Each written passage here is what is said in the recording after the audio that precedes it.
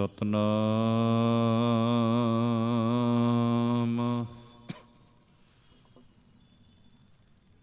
ਧੰਨ ਵਾਹਿਗੁਰੂ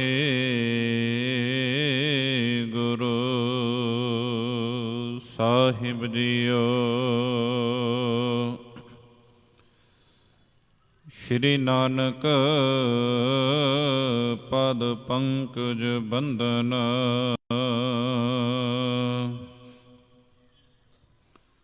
ਸਿਮਰੋ ਅੰਗਦ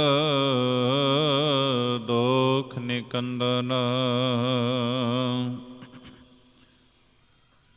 ਅਮਰਦਾਸ ਗੁਰ ਹਿਰਦੇ ਧਿਆਵਾ, ਸ਼੍ਰੀ ਗੁਰ ਰਾਮਦਾਸ ਗੁਣ ਗਾਵਾਂ। ਸ਼੍ਰੀ ਅਰਜਨ ਬਿਘਨਨ ਕੇ ਨਾਸ਼ਕ, ਹਰ ਗੋਬਿੰਦ ਸ਼ੁਭ ਸੁਮਤ ਪ੍ਰਕਾਸ਼ਕ। ਸ਼੍ਰੀ ਹਰਿ ਰਾਏ ਨਮੋ ਕਰ ਜੋਰੀ, ਗੁਰ ਹਰਿ ਕ੍ਰਿਸ਼ਨ ਮਨਾਏ ਬਹੋਰੀ। ਤੇਗ ਬਹਾਦਰ ਪਰਮ ਕਿਰਪਾਲਾ, ਸ਼੍ਰੀ ਗੁਰ ਗੋਬਿੰਦ ਸਿੰਘ ਬਿਸਾਲਾ।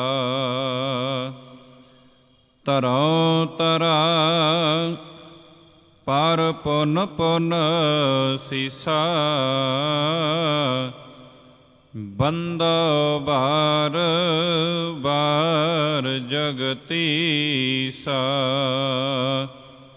ਗੁਰ ਨਾਨਕ ਪਰਸੋਤਮੰ ਪਰਮ ਪੁਰਾਵਰ ਨਾਥ, ਜੁਗਲ ਚਰਨ ਮਮ ਬੰਦਨਾ। ਦਰ ਪਰ ਦਰ ਕਰ ਮਾਥ, ਜੁਗਲ ਚਰਨ ਮਮ ਬੰਦਨਾ। ਦਰ ਪਰ ਦਰ ਕਰ ਮਾਥ।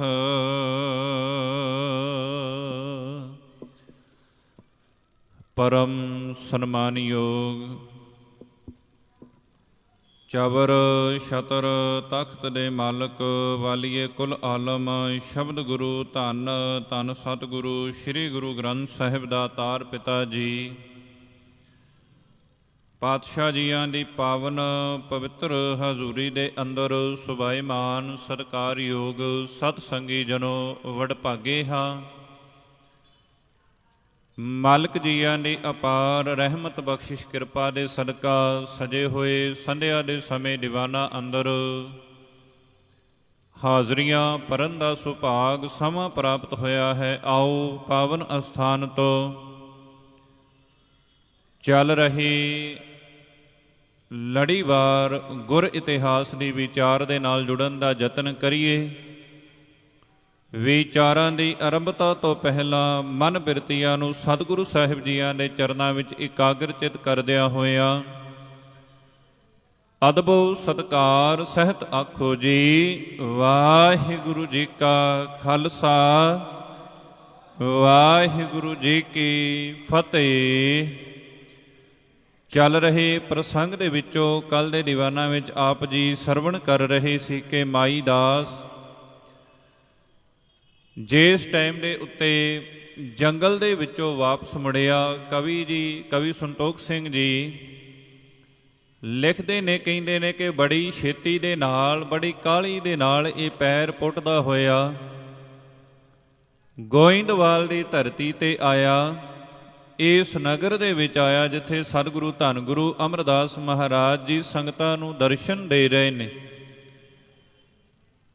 ਪਹਿਲਾ ਲੰਗਰ ਹਾਲ ਦੇ ਭਾਵ ਕਿ ਉਸ ਸਮੇਂ ਜਿੱਥੇ ਪੰਗਤ ਲੱਗੀ ਹੈ ਉਸ ਜਗ੍ਹਾ 'ਤੇ ਜਾ ਕੇ ਇਹਨੇ ਆਪ ਮੰਗ ਕੇ ਪ੍ਰਸ਼ਾਦਾ ਛਕਿਆ।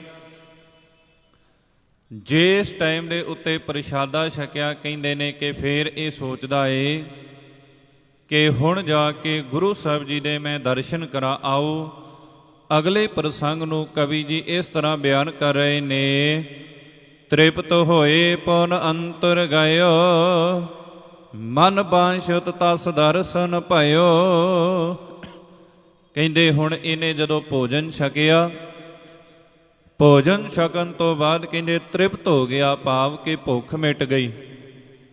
ਅਸਲ ਦੇ ਵਿੱਚ ਜਦੋਂ ਆਪਾਂ ਵਿਦਵਾਨਾਂ ਨੂੰ ਪੜ੍ਹਦੇ ਹਾਂ ਜਾਂ ਸੁਣਦੇ ਹਾਂ, ਤ੍ਰਿਪਤ ਹੋਣਾ ਵੀ ਦੋ ਅਰਥਾਂ ਦੇ ਵਿੱਚ ਆਇਆ ਹੈ। ਭਾਵ ਕਿ ਇਹਦੇ ਜੇਕਰ ਇਸ ਦੀ ਵਿਚਾਰ ਕਰੀਏ, ਇੱਕ ਤੇ ਇਨਸਾਨ ਜਿਸ ਟਾਈਮ ਦੇ ਉੱਤੇ ਭੋਜਨ ਛਕਦਾ ਹੈ, ਇੱਕ ਸਮਾਂ ਹੁੰਦਾ ਹੈ ਜਦੋਂ ਉਸ ਨੂੰ ਭੁੱਖ ਲੱਗੀ, ਪ੍ਰਸ਼ਾਦਾ ਛਕਣਾ ਆਰੰਭ ਕਰ ਦਿੱਤਾ, ਤੇ ਇੱਕ ਸਮਾਂ ਐਸਾ ਆ ਜਾਵੇਗਾ ਜਦੋਂ ਕਹੇਗਾ ਨਾ ਭਾਈ ਬਸ, ਭਾਵ ਕਿ ਉਹ ਰੱਜ ਗਿਆ, ਤ੍ਰਿਪਤ ਹੋ ਗਿਆ। ਇੱਕ ਤ੍ਰਿਪਤ ਹੋਣਾ ਉਹ ਹੁੰਦਾ ਹੈ ਇਹਨਾਂ ਅੱਖਾਂ ਦੇ ਰਾਹੀਂ ਜਦੋਂ ਅਸੀਂ ਗੁਰੂ ਧੰਨ ਗੁਰੂ ਗ੍ਰੰਥ ਸਾਹਿਬ ਮਹਾਰਾਜ ਜੀਆਂ ਦੇ ਦਰਸ਼ਨ ਕਰਦੇ ਹਾਂ। ਉਹ ਬਾਹਰੀ ਤੌਰ ਤੇ ਸਰੀਰ ਰੱਜ ਜਾਂਦਾ ਹੈ, ਤ੍ਰਿਪਤ ਹੋ ਜਾਂਦਾ ਹੈ। ਤੇ ਹਜ਼ੂਰ ਜੀ ਦੇ ਪਾਵਨ ਬਚਨ ਆਪਾਂ ਪੜ੍ਹਦੇ ਹਾਂ ਕਿ ਇਨਸਾਨ ਦਰਸ਼ਨ ਕਰਨ ਦੇ ਨਾਲ ਵੀ ਤ੍ਰਿਪਤ ਹੁੰਦਾ ਹੈ। ਦਰਸ਼ਨ ਦੇਖ ਜੀਵਾ ਗੁਰ ਤੇਰਾ, ਪੂਰਨ ਕਰਮ ਹੋਏ ਪ੍ਰਭ ਮੇਰਾ। ਭਾਵ ਕਿ ਹੇ ਦਾਤਾਰ ਪਿਤਾ ਜੀਓ, ਜਦੋਂ ਮੈਂ ਤੁਹਾਡਾ ਦਰਸ਼ਨ ਕਰ ਲੈਂਦਾ ਹਾਂ, ਦਰਸ਼ਨ ਤੋਂ ਭਾਵ ਕਿ ਜਦੋਂ ਮਨ ਦੇ ਵਿੱਚ ਪਰਮਾਤਮਾ ਵਾਹਿਗੁਰੂ ਜੀ ਦਾ ਨਾਮ ਆਪਣੇ ਹਿਰਦੇ ਵਿੱਚ ਵਸ ਜਾਂਦਾ ਹੈ, ਇਹਨਾਂ ਅੱਖਾਂ ਦੇ ਰਾਹੀਂ ਮੈਂ ਗੁਰੂ ਦੇ ਦੀਦਾਰੇ ਕਰ ਲੈਂਦਾ ਹਾਂ, ਉਸ ਨੂੰ ਵੀ ਤ੍ਰਿਪਤ ਹੋਣਾ ਕਿਹਾ ਹੈ। ਹੁਣ ਇੱਥੇ ਤ੍ਰਿਪਤ ਦੀ ਗੱਲ ਆਈ ਹੈ, ਤ੍ਰਿਪਤ ਹੋਏ ਪੁਨ ਅੰਤਰ ਗਇਓ। ਪਹਿਲਾਂ ਬਾਹਰੀ ਤੌਰ ਤੇ ਇਹਨੇ ਸਰੀਰ ਨੂੰ ਤ੍ਰਿਪਤ ਕੀਤਾ। ਸਰੀਰ ਨੂੰ ਤ੍ਰਿਪਤ ਤਾਂ ਕਰਕੇ ਕੀਤਾ ਭਾਈ, ਪਹਿਲਾਂ ਪੰਗਤ ਪਾਸੇ ਸੰਗਤ ਦੀ ਜਿਹੜੀ ਮਰਿਆਦਾ ਹਜ਼ੂਰ ਧੰਨ ਗੁਰੂ ਅਮਰਦਾਸ ਮਹਾਰਾਜ ਜੀਆਂ ਨੇ ਇਹ ਚਲਾਈ, ਇਹ ਐਵੇਂ ਨਹੀਂ ਚਲਾਈ। ਸਤਿਗੁਰੂ ਜੀ ਦੇ ਭਾਵ ਕਿ ਜਦੋਂ ਆਪਾਂ ਇਹਨੂੰ ਵਿਚਾਰਦੇ ਹਾਂ, ਸਭ ਤੋਂ ਪਹਿਲਾਂ ਇਸ ਕਰਕੇ ਲੰਗਰ ਦੀ ਮਰਿਆਦਾ ਚਲਾਈ ਭਾਈ, ਜੇ ਤੂੰ ਭੁੱਖਾ ਆਇਆ ਹੈ, ਰਸਤੇ ਨੂੰ ਤੈਅ ਕਰਕੇ ਆਇਆ ਹੈ, ਗੁਰੂ ਦੇ ਦਰ ਤੇ ਭਾਵ ਕਿ ਗੁਰੂ ਦੇ ਅਸਥਾਨ ਤੇ ਪਹਿਲਾਂ ਨਾ ਆ। ਕਿਉਂ? ਜਦੋਂ ਗੁਰੂ ਦੇ ਕੋਈ ਵਿਚਾਰ ਚੱਲਦੀ ਹੋਵੇਗੀ, ਧੰਨ ਗੁਰੂ ਅਮਰਦਾਸ ਮਹਾਰਾਜ ਜੀ ਸੰਗਤ ਨੂੰ ਵਿਚਾਰ ਸੁਣਾਉਂਦੇ ਹੋਣਗੇ, ਆਪਣੇ ਬਚਨ ਸੁਣਾਉਂਦੇ ਹੋਣਗੇ। ਕਈ ਤੇ ਐਸੇ ਹੋਣਗੇ ਉਹਨਾਂ ਨੇ ਸਤਿਗੁਰੂ ਜੀ ਨੇ ਇਹ ਮਰਿਆਦਾ ਤਾਂ ਬੰਨੀ ਹੋਵੇਗੀ ਭਾਈ, ਕਈ ਵਿੱਚੋਂ ਇਹ ਵੀ ਕਹਿੰਦੇ ਹੋਣਗੇ ਪਹਿਲਾਂ ਪ੍ਰਸ਼ਾਦਾ ਛਕ ਆਈਏ ਫਿਰ ਆਣ ਕੇ ਆਦ ਵਿਚਕਾਰ ਤੋਂ ਜਿਹੜਾ ਉੱਠ ਕੇ ਜਾਣਾ, ਭਾਵ ਕਿਸੇ ਦੀ ਗੱਲ ਨੂੰ ਅਸੀਂ ਕੱਟ ਕੇ ਆਪਣੀ ਗੱਲ ਅੱਗੇ ਕਿਸੇ ਵੇਲੇ ਰੱਖ ਦਿੰਦੇ ਹਾਂ, ਇਹ ਵੀ ਗਲਤ ਹੈ। ਹਜ਼ੂਰ ਜੀ ਨੇ ਇਹ ਮਰਿਆਦਾ ਇਸ ਕਰਕੇ ਬੰਨੀ ਹੋਵੇਗੀ, ਦੂਰੋਂ ਰਾਹੀ ਆਉਂਦੇ ਨੇ, ਸੰਗਤ ਆਉਂਦੀ ਹੈ ਦੂਰ ਦਰਾਡੇ ਤੋਂ ਦਰਸ਼ਨ ਕਰਨ ਦੇ ਲਈ। ਸਭ ਤੋਂ ਪਹਿਲਾਂ ਪ੍ਰਸ਼ਾਦਾ ਛਕਣ, ਪ੍ਰਸ਼ਾਦਾ ਛਕ ਕੇ ਜਿਸ ਵੇਲੇ ਮਨ ਜਿਹੜਾ ਹੈ ਭਾਵ ਕਿ ਸਰੀਰ ਜਿਹੜਾ ਹੈ ਉਹ ਤ੍ਰਿਪਤ ਹੋਵੇ, ਜਿਹੜੇ ਪੇਟ ਦੀ ਭਾਵ ਕਿ ਸਰੀਰ ਦੀ ਭੁੱਖ ਹੈ ਉਹ ਮਿਟੇ, ਮਨ ਦੀ ਭੁੱਖ ਜਿਹੜੀ ਹੈ ਉਹ ਗੁਰਬਾਣੀ ਦੇ ਨਾਲ ਮਿਟੇਗੀ। ਪਹਿਲਾਂ ਸਰੀਰ ਦੀ ਭੁੱਖ ਜਿਹੜੀ ਹੈ ਉਹ ਪ੍ਰਸ਼ਾਦੇ ਨਾਲ ਮਿਟਾ ਕੇ ਆਈ ਜਾਵੇ। ਇਸ ਕਰਕੇ ਹਜ਼ੂਰ ਜੀ ਨੇ ਪਹਿਲੇ ਪੰਗਤ ਪਾਸੇ ਸੰਗਤ ਦਾ ਉਪਦੇਸ਼ ਸਾਨੂੰ ਬਖਸ਼ਿਆ ਹੈ, ਦਿੱਤਾ ਹੈ। ਕਹਿੰਦੇ ਇਹਨੇ ਭੋਜਨ ਛਕਿਆ, ਛਕ ਕੇ ਕਹਿੰਦਾ ਪੁਨ ਅੰਤਰ ਗਇਓ। ਅੰਤਰ ਤੋਂ ਭਾਵ ਕਿ ਅੰਦਰ ਜਾਣਾ। ਕਹਿੰਦੇ ਹੁਣ ਗੁਰੂ ਸਾਹਿਬ ਜੀ ਦੇ ਦਰਬਾਰ ਦੇ ਵਿੱਚ ਜਿੱਥੇ ਪਾਤਸ਼ਾਹ ਜੀ ਹਜ਼ੂਰ ਸਤਿਗੁਰੂ ਸੱਚੇ ਪਾਤਸ਼ਾਹ ਗੁਰੂ ਅਮਰਦਾਸ ਜੀ ਸਾਰਿਆਂ ਨੂੰ ਦਰਸ਼ਨ ਦੇ ਰਹੇ ਨੇ, ਉੱਥੇ ਜਾਣ ਲੱਗਾ ਹੈ। ਮਨ ਬਾਂਛਤ ਤਸ ਦਰਸ਼ਨ ਭਇਓ। ਜਿਵੇਂ ਇਹ ਸੋਚਦਾ ਹੈ ਕਿ ਮੈਂ ਗੁਰੂ ਸਾਹਿਬ ਜੀ ਦੇ ਦਰਸ਼ਨ ਕਰਾਂ, ਕਹਿੰਦੇ ਗੁਰੂ ਜੀ ਉਸੇ ਤਰ੍ਹਾਂ ਸੰਗਤ ਨੂੰ ਦਰਸ਼ਨ ਦੇ ਰਹੇ ਨੇ। ਜਹ ਸਰੂਪ ਕੀ ਉਸਤਤ ਭੇਦ, ਕਰਤ ਰਹਿਤ ਨਹਿ ਪਾਵਤ ਭੇਦ। ਹੁਣ ਇਹ ਸੋਚਦਾ ਹੈ, ਕਹਿੰਦਾ ਕਿ ਇਹਨਾਂ ਦੀ ਉਪਮਾ, ਇਹਨਾਂ ਦੀ ਵਡਿਆਈ ਬੜੇ ਕਰਦੇ ਨੇ, ਇਹਨਾਂ ਦੀ ਸ਼ੋਭਾ ਬੜੇ ਕਰਦੇ ਨੇ। ਕਰਤ ਰਹਿਤ ਨਹਿ ਪਾਵਤ ਭੇਦ, ਇਹਨਾਂ ਦੀ ਵਡਿਆਈ ਤੇ ਕਰਦੇ ਨੇ, ਸ਼ੋਭਾ ਤੇ ਕਰਦੇ ਨੇ। ਇਹ ਵੀ ਕਹਿੰਦੇ ਨੇ ਕਿ ਭਾਈ ਇਹਨਾਂ ਦਾ ਕੋਈ ਭੇਦ ਨਹੀਂ ਪਾ ਸਕਦਾ।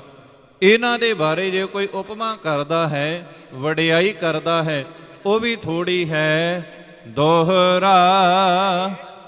ਆਪਰ ਸੁੰਦਰਤਾ ਪ੍ਰਭु की बरन सकै अस कौन। कोट काम सस सूर की समता नाहिन तौन। ਹੁਣ ਕਵੀ ਜੀ ਇਹ ਬਿਆਨ ਕਰ ਰਹੇ ਨੇ ਅਪਰ ਸੁੰਦਰਤਾ ਪ੍ਰਭੂ ਕੀ। ਕਹਿੰਦੇ ਧੰਨ ਗੁਰੂ ਅਮਰਦਾਸ ਸਤਿਗੁਰ ਸੱਚੇ ਪਾਤਸ਼ਾਹ ਜੀ ਦੀ ਜਿਹੜੀ ਸੁੰਦਰਤਾ ਹੈ, ਜੋ ਮਹਾਰਾਜ ਜੀ ਦੀ ਮਹਿਮਾ ਹੈ, ਵਰਨ ਸਕੈ ਅਸ ਕੌਣ। ਉਹਨਾਂ ਦੀ ਮਹਿਮਾ, ਉਹਨਾਂ ਦੀ ਉਸਤਤ ਕੌਣ ਵਰਨ ਕਰ ਸਕਦਾ ਹੈ, ਭਾਵ ਕਿ ਕੌਣ ਬਿਆਨ ਕਰ ਸਕਦਾ ਹੈ, ਕੋਈ ਵੀ ਨਹੀਂ। ਇਸ ਕਰਕੇ ਕੋਟ ਕਾਮ ਸਸ ਸੂਰ ਕੀ, ਕਰੋੜਾਂ ਹੀ ਕਹਿੰਦੇ ਨੇ, ਭਾਵ ਕਿ ਕਾਮਦੇਵ, ਇਹ ਸਨਾਤਨ ਮਤ ਵਾਲਿਆਂ ਆਪਣਾ ਦੇਵਤਾ ਮੰਨਿਆ ਏ।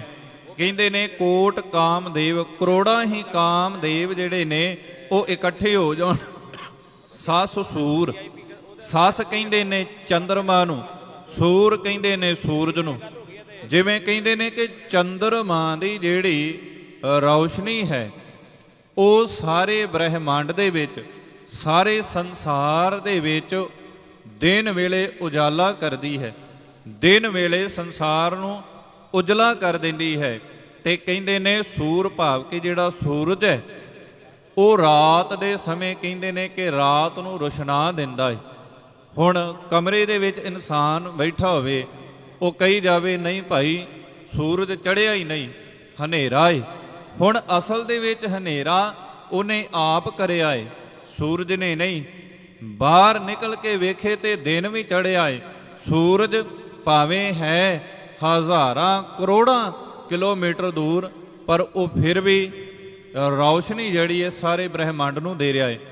ਇੱਕ ਦੀਵਾ ਤੁਸੀਂ ਜਗਾਓ ਜਾਂ ਕੋਈ ਮੋਮਬੱਤੀ ਜਗਾਓ, ਲਾਈਟ ਹੈ, ਲਾਈਟ ਦੀ ਰੌਸ਼ਨੀ ਸਿਰਫ ਕਮਰੇ ਤੱਕ ਸੀਮਤ ਰਹੇਗੀ, ਬਾਹਰ ਨਹੀਂ ਜਾ ਸਕਦੀ।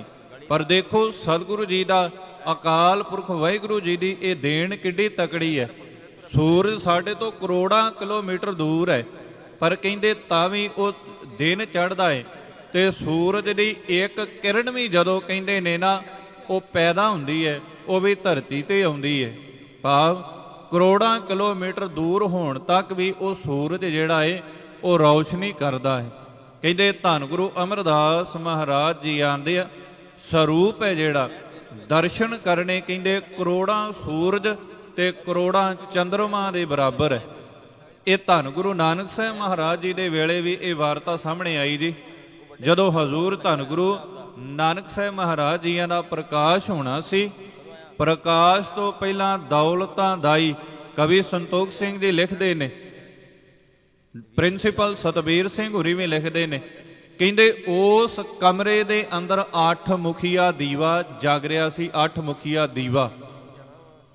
ਜਦੋਂ ਹਜ਼ੂਰ ਜੀ ਦਾ ਪ੍ਰਕਾਸ਼ ਹੋਇਆ, ਜਨਮ ਹੋਇਆ, ਕਹਿੰਦੇ ਦੌਲਤਾਂ ਦਾਈ ਨੂੰ ਸਤਿਗੁਰੂ ਜੀ ਦੇ ਮੁਖੜੇ ਨੂੰ ਦੇਖ ਕੇ, ਭਾਵ ਕਿ ਉਹਨਾਂ ਦੇ ਚਿਹਰੇ ਨੂੰ ਦੇਖ ਕੇ ਇਉਂ ਪ੍ਰਤੀਤ ਹੋਇਆ ਇਹ 8 ਮੁਖੀਆ ਦੀਵਾ ਜਿਹੜਾ ਜਗ ਰਿਹਾ ਹੈ ਇਹ ਵੀ ਹਜ਼ੂਰ ਜੀ ਦੇ ਪ੍ਰਕਾਸ਼, ਭਾਵ ਕਿ ਚਿਹਰੇ ਦੇ ਸਾਹਮਣੇ ਫਿੱਕਾ ਪੈ ਰਿਹਾ ਹੈ। ਇੰਨਾ ਪ੍ਰਕਾਸ਼ ਸੀ। ਇਸੇ ਕਰਕੇ ਹਜ਼ੂਰ ਦੇ ਬਾਬਤ ਕਵੀ ਜੀ ਕਹਿ ਰਹੇ ਨੇ, ਭਾਵੇਂ ਕਰੋੜਾਂ ਸੂਰਜ ਨੇ, ਭਾਵ ਸੂਰਜ ਹੈ ਇੱਕੋ ਹੀ ਹੈ, ਚੰਦਰਮਾ ਵੀ ਇੱਕੋ ਹੀ ਹੈ, ਪਰ ਉਹਨਾਂ ਦਾ ਸਮਝਾਉਣ ਦਾ ਤਰੀਕਾ ਹੈ, ਉਦਾਹਰਨ ਦੇਣ ਦਾ ਤਰੀਕਾ। ਕਹਿੰਦੇ ਇੱਕ ਸੂਰਜ ਕਿੰਨੀ ਰੌਸ਼ਨੀ ਕਰਦਾ ਹੈ, ਕਰੋੜਾਂ ਸੂਰਜ ਇੰਨੀ ਰੌਸ਼ਨੀ ਕਰਨ, ਕਹਿੰਦੇ ਉਹ ਵੀ ਫਿੱਕੀ ਹੈ। ਉਹ ਵੀ ਸਤਿਗੁਰੂ ਜੀ ਦੇ ਭਾਵ ਕਿ ਜਸ ਦੇ ਸਾਹਮਣੇ, ਵਡਿਆਈ ਦੇ ਸਾਹਮਣੇ, ਸੋਭਾ ਦੇ ਸਾਹਮਣੇ ਉਹ ਵੀ ਫਿੱਕੀ ਹੈ। ਚਉਪਈ ਮਾਈ ਦਾਸ ਬੈਸਨੋ ਦੇਖ, ਤਨ ਮਨ ਕੀ ਸ਼ੁੱਧ ਰਹੀ ਨਾ ਸ਼ੇਖ। ਹੁਣ ਕਹਿੰਦੇ ਸਤਿਗੁਰੂ ਸੱਚੇ ਪਾਤਸ਼ਾਹ ਮਹਾਰਾਜ ਜੀਆਂ ਦੀ ਇਹ ਬੇਅੰਤਤਾ, ਇਹ ਅਗੰਮਤਾ, ਇਹ ਸਵਰੂਪ ਦੇਖ ਕੇ ਮਾਈ ਦਾਸ ਬੈਸਨੋ ਦੇਖ ਰਿਹਾ ਹੈ, ਮਹਾਰਾਜ ਜੀ ਨੂੰ ਤੱਕ ਰਿਹਾ ਹੈ। ਇਹ ਬੈਠਾ ਬਿਲਕੁਲ ਪਿਛਲੇ ਪਾਸੇ ਹੈ। ਕਹਿੰਦੇ ਨੇ ਕਿ ਇਹ ਦੇਖ ਵੀ ਰਿਹਾ, ਤਨ ਮਨ ਕੀ ਸ਼ੁੱਧ ਨਾ ਰਹੀ ਸ਼ੇਖ। ਇਹਨੂੰ ਆਪਣੇ ਤਨ ਦੀ ਸੋਝੀ ਨਹੀਂ, ਮਨ ਦੀ ਸੋਝੀ ਨਹੀਂ। ਕਹਿੰਦੇ ਹਾਂ ਤਨ ਮਨ ਜਿਹੜਾ ਹੈ ਇਹਨੂੰ ਇਸ ਦੋਨਾਂ ਚੀਜ਼ਾਂ ਦੀ ਸੋਝੀ ਨਹੀਂ ਕਿ ਮੈਂ ਬੈਠਾ ਕਿੱਥੇ ਹਾਂ। ਪਰ ਹਾਂ ਅੱਖਾਂ ਦੇ ਰਾਹੀਂ ਧੰਨ ਗੁਰੂ ਅਮਰਦਾਸ ਮਹਾਰਾਜ ਜੀਆਂ ਦੇ ਇਹ ਦਰਸ਼ਨ ਕਰੀ ਜਾ ਰਿਹਾ ਹੈ। ਸਾਹਮਣੇ ਸਤਿਗੁਰੂ ਜੀ ਨੂੰ ਤੱਕ ਰਿਹਾ ਹੈ। ਹੀਰ ਸਰੂਪ ਮਸਤ ਹੋਏ ਰਹਿਆ, ਕੋ ਬਿਦ ਮੁਖ ਤੇ ਜਾਤ ਨਾ ਕਹਿਆ।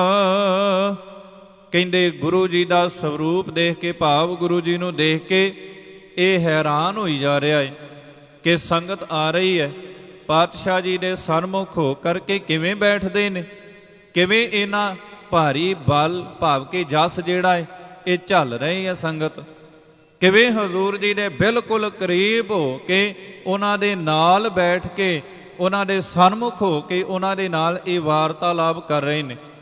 ਇਹ ਹੈਰਾਨ ਹੋ ਰਿਹਾ ਹੈ। ਇਸ ਕਰਕੇ ਕਹਿੰਦੇ ਕੋ ਬਿਦ ਮੁਖ ਤੇ ਜਾਤ ਨਾ ਕਹਿਓ। ਇਹ ਮਨ ਦੇ ਰਾਹੀਂ ਸੋਚ ਰਿਹਾ, ਪਰ ਮੁਖ ਤੋਂ, ਇਹਦੇ ਤੋਂ, ਜ਼ੁਬਾਨ ਤੋਂ ਕਹਿੰਦੇ ਨੇ ਕੁਝ ਕਹਿ ਨਹੀਂ ਸਕਦਾ, ਕੁਝ ਕਿਹਾ ਨਹੀਂ ਜਾ ਰਿਹਾ। ਮੰਦਰਿਤ ਕਰੇ ਬਿਲੋਚਨ ਜਬੈ, ਅੰਤਰ ਪਿਖਿਓ ਰੂਪ ਸੋ ਤਬੈ। ਸਤਿਗੁਰੂ ਸਾਹਿਬ ਜੀਆਂ ਦੇ ਮੁਖੜੇ ਨੂੰ ਵੇਖ ਕੇ, ਭਾਵ ਕੇ ਹਜ਼ੂਰ ਜੀ ਦੇ ਚਿਹਰੇ ਨੂੰ ਵੇਖ ਕੇ ਤੁਸੀਂ ਲਾਈਟ ਵੱਲ ਵੇਖੋ। ਜ਼ਿਆਦਾ ਸਮਾਂ ਲਾਈਟ ਵੱਲ ਤੁਹਾਡੀਆਂ ਅੱਖਾਂ ਦੇਖ ਨਹੀਂ ਸਕਦੀਆਂ। ਲੋਹਾ ਵੈਲਡਿੰਗ ਹੋ ਰਿਹਾ ਹੋਵੇ ਨਾ, ਉਹ ਕਾਰੀਗਰ ਕੰਮ ਕਰਨ ਵਾਲਾ ਇਨਸਾਨ ਆਪਣੀਆਂ ਅੱਖਾਂ ਦੇ ਜਾਂ ਤੇ ਐਨਕ ਲਾਵੇਗਾ, ਜਾਂ ਉਹਨੇ ਇੱਕ ਔਜ਼ਾਰ ਰੱਖਿਆ ਹੁੰਦਾ ਹੈ, ਭਾਵ ਕਿ ਆਪਣੀਆਂ ਅੱਖਾਂ ਦੇ ਅੱਗੇ ਲਾਉਣ ਨੂੰ। ਲੋਹੇ ਦਾ ਪੱਤਰਾ ਹੁੰਦਾ, ਉਹਦੇ ਵਿੱਚ ਸ਼ੀਸ਼ਾ ਲੱਗਾ ਹੁੰਦਾ ਹੈ। ਉਹ ਇਸ ਕਰਕੇ ਵੇਖਦਾ ਹੈ, ਭਾਵ ਕਿ ਮੈਂ ਬਾਰ-ਬਾਰ ਜਿੱਥੇ ਵੈਲਡਿੰਗ ਕਰ ਰਿਹਾ ਉਸ ਚੀਜ਼ ਨੂੰ ਵੇਖਣਾ ਹੈ, ਤੇ ਇਸ ਦੀ ਰੌਸ਼ਨੀ ਇੰਨੀ ਹੈ, ਜੇ ਮੈਂ ਆਪਣੀਆਂ ਇਹ ਐਵੇਂ ਅੱਖਾਂ ਨਾਲ ਵੇਖਾਂਗਾ, ਐਨਕ ਨਾ ਲਾਵਾਂਗਾ ਜਾਂ ਕਿਸੇ ਚੀਜ਼ ਨੂੰ ਫੜਾਂਗਾ ਨਾ, ਇਸ ਰੌਸ਼ਨੀ ਨੇ ਮੇਰੀਆਂ ਅੱਖਾਂ ਅੰਨੀਆਂ ਕਰ ਦੇਣੀਆਂ ਨੇ। ਲਾਈਟ ਵੱਲ ਦੇਖਦੇ ਹਾਂ, ਜ਼ਿਆਦਾ ਸਮਾਂ ਸਾਡੇ ਕੋਲ ਲਾਈਟ ਵੱਲ ਨਹੀਂ ਦੇਖਿਆ ਜਾਵੇਗਾ। ਧੁੱਪ ਵਿੱਚ ਚੱਲਦੇ ਹਾਂ, ਸੂਰਜ ਵੱਲ ਤੁਸੀਂ ਜ਼ਿਆਦਾ ਚਿਰ ਨਹੀਂ ਦੇਖ ਸਕਦੇ।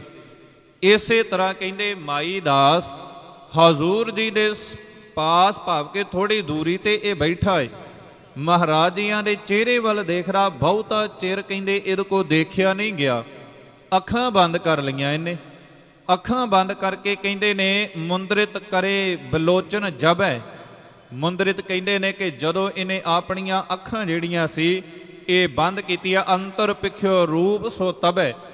ਬਾਹਰੀ ਤੌਰ ਤੇ ਹਜ਼ੂਰ ਜੀ ਦੇ ਜੋ ਦਰਸ਼ਨ ਕਰ ਰਿਹਾ ਸੀ, ਜਿਵੇਂ ਸੰਗਤ ਬੈਠੀ ਪਾਸ ਮਹਾਰਾਜ ਜੀਆਂ ਦੇ ਕੋਲ, ਕਹਿੰਦੇ ਅੱਖਾਂ ਬੰਦ ਕੀਤਿਆਂ ਸਾਰ ਉਹੀ ਕੁਝ ਇਹਦੇ ਅੰਦਰ ਚੱਲੀ ਜਾ ਰਿਹਾ ਹੈ। ਭਾਵ ਕਿ ਜਿਸ ਸਮੇਂ ਇਹਨੇ ਅੱਖਾਂ ਬੰਦ ਕੀਤੀਆਂ, ਅੱਖਾਂ ਬੰਦ ਹੋਣ ਦੇ ਬਾਵਜੂਦ ਵੀ ਇਹਨੂੰ ਉਹੀ ਸਭ ਦਿਖਾਈ ਦੇ ਰਿਹਾ ਹੈ। ਕਤਿਕ ਬਾਰ ਨਹਿ ਨੈਣ ਉਗਾਰੇ, ਔਰ ਮਹਿ ਮੂਰਤ ਥਿਰਿਓ ਨਿਹਾਰੇ। ਕਤਿਕ ਬਾਰ, ਕਿੰਨਾ ਚਿਰ ਕਹਿੰਦੇ ਸਮਾਂ ਬਤੀਤ ਹੋਇਆ, ਇਹਨੇ ਅੱਖਾਂ ਹੀ ਨਹੀਂ ਖੋਲੀਆਂ। ਇਹ ਮਨ ਵਿੱਚ ਸੋਚ ਰਿਹਾ, ਕਹਿੰਦੇ ਸਾਹਮਣੇ ਵੀ ਉਹੀ ਬੈਠੇ ਨੇ, ਅੱਖਾਂ ਬੰਦ ਕਰਾਂ ਤਾਂ ਵੀ ਉਹੀ ਨਜ਼ਰ ਆ ਰਹੇ ਨੇ।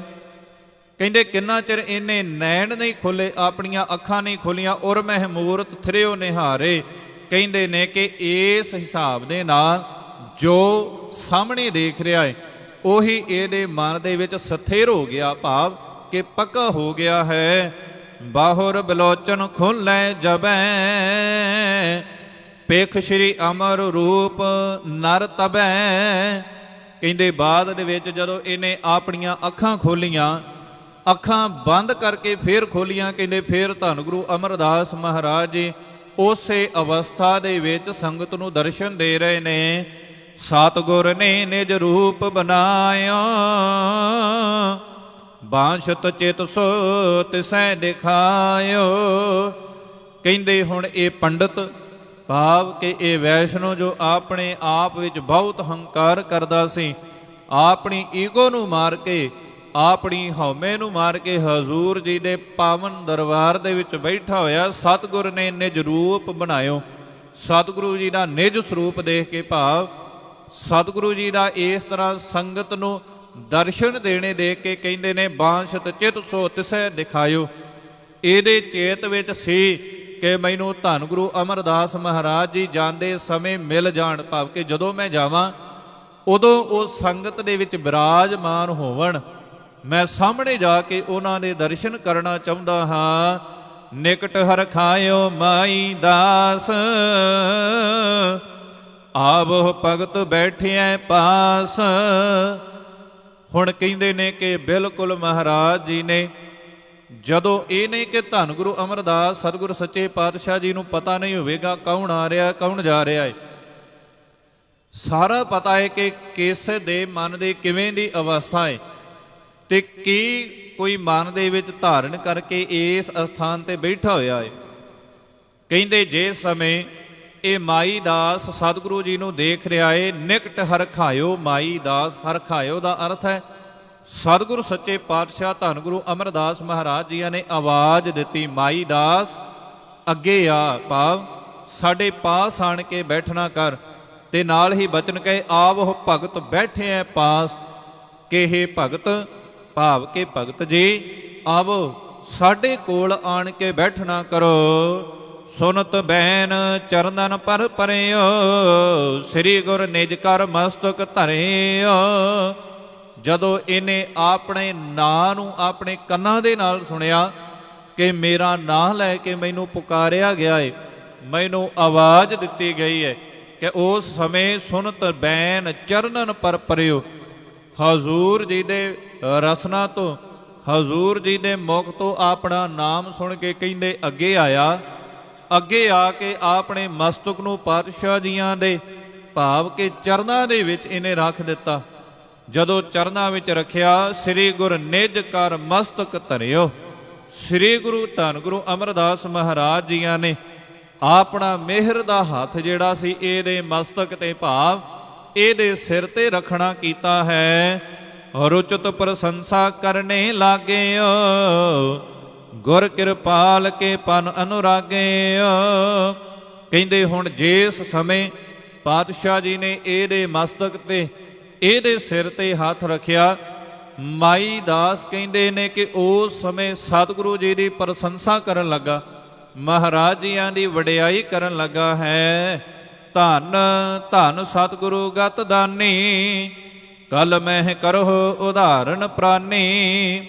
ਕਿ ਇਹ ਮੁਕਤੀ ਦੇ ਦਾਤੇ ਧੰਨ ਗੁਰੂ ਅਮਰਦਾਸ ਸਤਿਗੁਰ ਸੱਚੇ ਪਾਤਸ਼ਾਹ ਜੀ ਧੰਨ ਧੰਨ ਸਤਿਗੁਰ ਗਤ ਦਾਨੀ।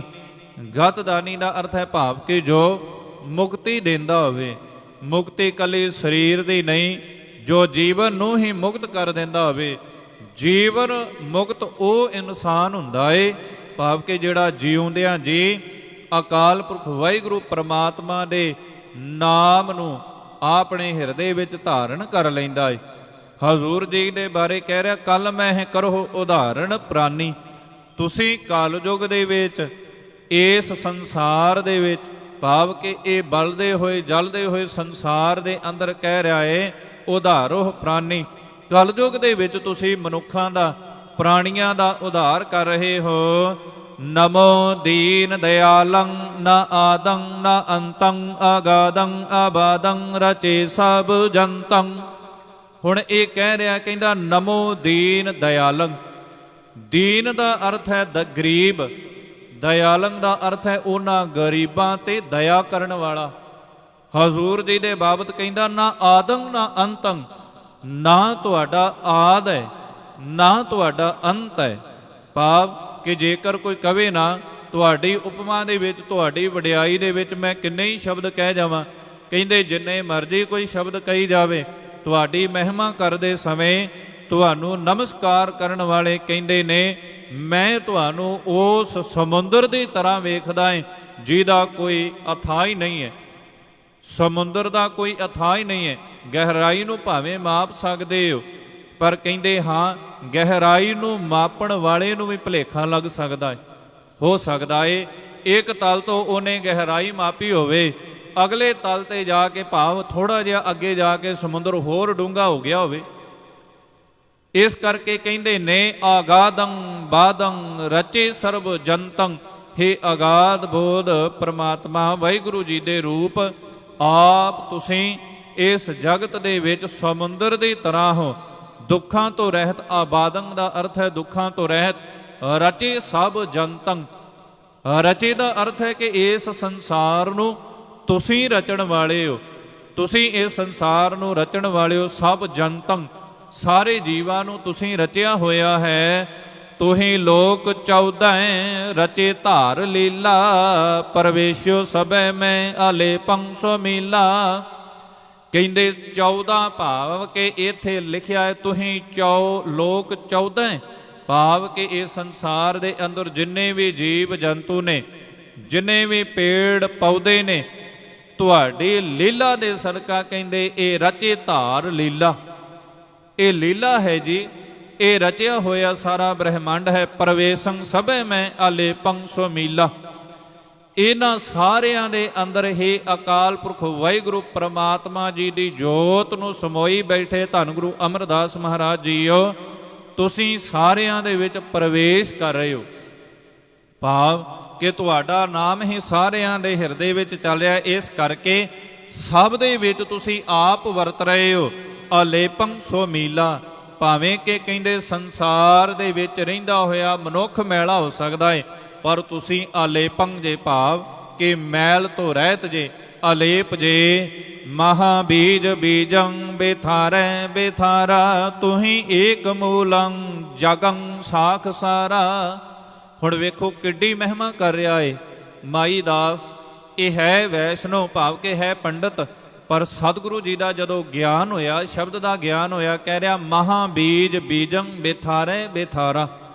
ਇੱਕ ਛੋਟਾ ਜਿਹਾ ਬੀਜ ਜਿਵੇਂ ਆਪਾਂ ਧਰਤੀ ਤੇ ਬੀਜਦੇ ਆ, ਉਸ ਬੀਜ ਨੂੰ ਪੁੰਗਰਦਿਆਂ ਕਹਿੰਦੇ ਜਦੋਂ ਪੁੰਗਰਦਾ ਏ, ਧਰਤੀ ਦਾ ਸੀਨਾ ਪਾੜ ਕੇ ਉਹ ਆਪਣੀਆਂ ਸ਼ਾਖਾਵਾਂ ਬਾਹਰ ਕੱਢਦਾ ਏ। ਪੌਦਾ ਜਦੋਂ ਹੁੰਦਾ ਏ, ਉਹ ਤੋਂ ਬਾਅਦ ਕਹਿੰਦੇ ਨੇ ਪੌਦਾ ਬਣਦਾ ਏ। ਪੌਦਾ ਬਣਨ ਤੋਂ ਬਾਅਦ ਫਿਰ ਇੱਕ ਪੇੜ ਤੋਂ ਬਾਅਦ ਇੱਕ ਵੱਡਾ ਵਿਸ਼ਾਲ ਦਰਖਤ ਬਣ ਜਾਂਦਾ ਏ। ਕਹਿੰਦੇ ਜਦੋਂ ਦਰਖਤ ਬਣ ਗਿਆ, ਉਹਦਾ ਵਿਸਥਾਰ ਹੋ ਗਿਆ, ਭਾਵ ਉਹਦਾ ਪਸਾਰ ਹੋ ਗਿਆ। ਇਸੇ ਤਰ੍ਹਾਂ ਕਹਿੰਦੇ ਇਹ ਧਰਤੀ ਦੇ ਵਿੱਚ, ਭਾਵ ਕਿ ਇਹ ਸੰਸਾਰ ਦੇ ਵਿੱਚ, ਹੇ ਧੰਨ ਗੁਰੂ ਅਮਰਦਾਸ ਮਹਾਰਾਜ ਜੀਓ, ਤੁਹਾਡੇ ਤੋਂ ਪਹਿਲਾਂ ਗੁਰੂ ਅੰਗਦ ਸਾਹਿਬ, ਉਹਨਾਂ ਤੋਂ ਪਹਿਲਾਂ ਗੁਰੂ ਨਾਨਕ ਸਾਹਿਬ, ਕਹਿੰਦੇ ਨੇ ਕਿ ਜਦੋਂ ਉਹਨਾਂ ਨੇ ਇਸ ਸੰਸਾਰ ਦੇ ਵਿੱਚ ਆ ਕੇ ਸਿੱਖੀ ਦਾ ਬੀਜ ਬੀਜਿਆ, ਕਹਿੰਦੇ ਉਸ ਸਮੇਂ ਇਸ ਸਿੱਖੀ ਦੇ ਬੂਟੇ ਦੇ ਲਾਗੇ ਕਹਿੰਦੇ ਲੋਕ ਆਉਣੇ ਸ਼ੁਰੂ ਹੋ ਗਏ, ਪ੍ਰੇਮ ਕਰਨ ਵਾਲੇ ਕਹਿੰਦੇ ਆਉਣੇ ਸ਼ੁਰੂ ਹੋ ਗਏ। ਤੁਸੀਂ ਏਕ ਮੂਲੰ ਜਗੰ ਸਾਖ ਸਾਰਾ, ਕਹਿੰਦੇ ਨੇ ਕਿ ਜਦੋਂ ਪੇੜ ਵੱਡਾ ਹੋ ਜਾਂਦਾ ਹੈ, ਦਰਖਤ ਬਣ ਜਾਂਦਾ ਹੈ, ਉਹ ਦਰਖਤ ਦੀਆਂ ਸ਼ਾਖਾਵਾਂ ਜਿਹੜੀਆਂ ਨੇ ਉਹ ਥੱਲੇ ਨੂੰ ਆਉਣੀਆਂ ਸ਼ੁਰੂ ਹੋ ਜਾਂਦੀਆਂ ਨੇ। ਤੁਸੀਂ ਆਮ ਵੱਡੇ ਦਰਖਤ ਵੇਖੇ ਹੋਣਗੇ ਜਿਨ੍ਹਾਂ ਦੀਆਂ ਸ਼ਾਖਾਵਾਂ, ਜਿਨ੍ਹਾਂ ਦੀਆਂ ਜੜ੍ਹਾਂ, ਵੈਸੇ ਆਮ ਤੌਰ ਤੇ ਰੁੱਖ ਦੀਆਂ ਜੜ੍ਹਾਂ ਜਿਹੜੀਆਂ ਉਹ ਥੱਲੇ ਹੁੰਦੀਆਂ ਨੇ, ਪਰ ਕਈ ਐਸੇ ਵੀ ਰੁੱਖ ਹੁੰਦੇ ਨੇ ਜਿਨ੍ਹਾਂ ਦੇ ਵਿੱਚੋਂ ਫੇਰ ਜੜ੍ਹਾਂ ਉਹ ਉੱਪਰ ਤੋਂ ਥੱਲੇ ਨੂੰ ਆਉਂਦੀਆਂ ਨੇ। ਕਹਿੰਦੇ ਜਗਤ ਦੇ ਪਸਾਰੇ ਦਾ, ਭਾਵ ਕਿ ਇਸ ਸੰਸਾਰ ਦਾ ਪਸਾਰਾ ਤੁਸੀਂ ਹੋ, ਤੇ ਜੋ ਜਗਤ ਹੈ ਸਾਰਾ ਉਹ ਤੁਹਾਡੀਆਂ ਸ਼ਾਖਾਵਾਂ ਹਨ।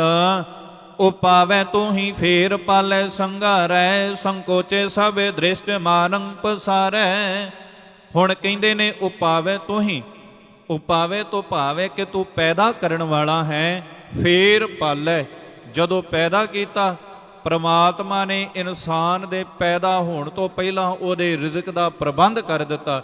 ਇਹ ਮੈਂ ਨਹੀਂ, ਧੰਨ ਗੁਰੂ ਗ੍ਰੰਥ ਸਾਹਿਬ ਮਹਾਰਾਜ ਜੀਆਂ ਦੀ ਬਾਣੀ ਦਾ ਫਰਮਾਨ ਹੈ। ਹਜ਼ੂਰ ਜੀ ਦੇ ਬਚਨ ਆਪ ਜੀ ਪੜ੍ਹਦੇ ਹੋ। ਪਹਿਲੇ ਪਿਆਰ ਲੱਗਾ ਥਣ ਦੁੱਧ, ਦੂਜੇ ਮਾਏ ਬਾਪ ਕੀ ਸ਼ੁੱਧ, ਤੀਜੇ ਭਇਆ ਭਾਬੀ ਬੇਬ, ਚੌਥੇ ਪਿਆਰ ਉਪੰਨੀ ਖੇਡ। ਇਹ ਸਾਰਾ ਹੀ ਸ਼ਬਦ ਇਸੇ ਵਰਤਾਰੇ ਦੀ ਵਿਖਿਆਨ ਕਰਦਾ ਹੈ, ਵਿਆਖਿਆ ਕਰਦਾ ਹੈ ਕਿ ਜਦੋਂ ਬੱਚਾ ਪੈਦਾ ਹੋਇਆ, ਜਨਮ ਲਿਆ, ਉਹਨੇ ਕੋਈ ਹੱਥ ਪੈਰ ਮਾਰੇ ਫੇਰ ਦੁੱਧ ਉਹਨੂੰ ਪ੍ਰਾਪਤ ਹੋਇਆ? ਨਹੀਂ, ਕਿਉਂਕਿ ਪ੍ਰਮਾਤਮਾ ਨੇ ਉਹਦੇ ਆਉਣ ਤੋਂ ਪਹਿਲਾਂ ਉਹਦੇ ਰਿਜ਼ਕ ਦਾ ਆਪ ਪ੍ਰਬੰਧ ਕਰ ਦਿੱਤਾ।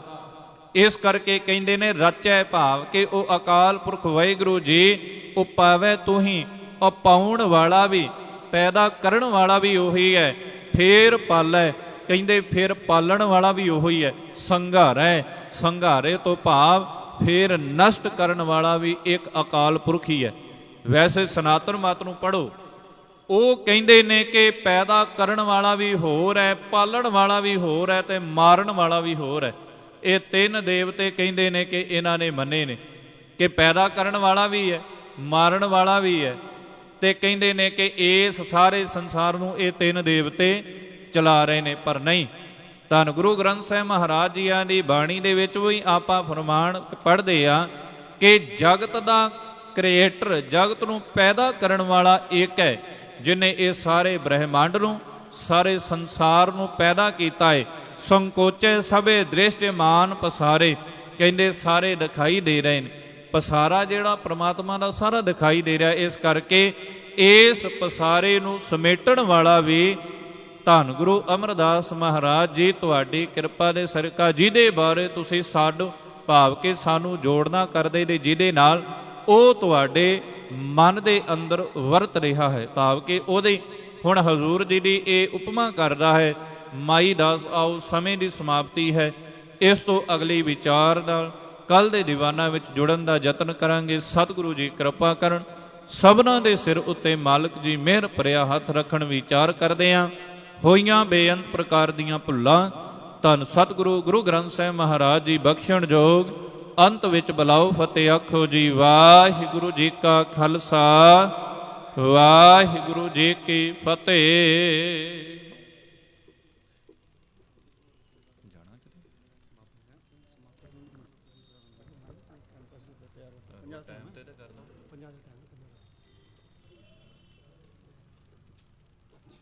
ਸਵੇਰੇ 25